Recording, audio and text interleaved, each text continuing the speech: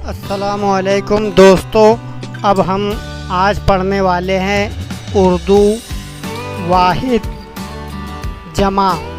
यहाँ पर ये समझना ज़रूरी है कि वाहिद किसे कहते हैं। वाहिद का मतलब होता है एक और जमा का मतलब होता है एक से ज़्यादा।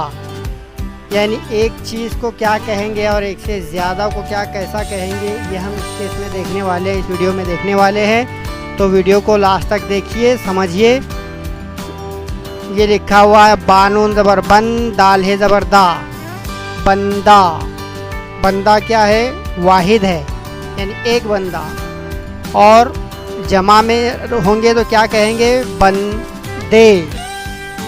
यानी बंदा की जमा क्या होगा? बंदे। बेटा, बेटा के बे ज़ेर बे टेली ज़बर टा, बेटा।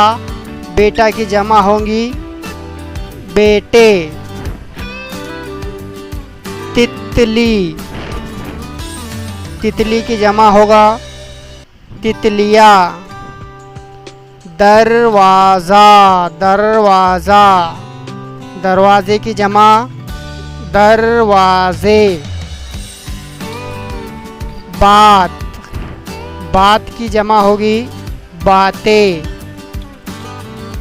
रोटी, रोटियां।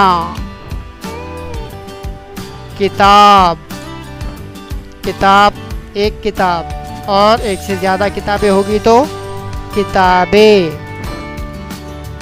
कमरा, कमरे। तो आज हमने इस वीडियो में देखे हैं वाहिद जमा।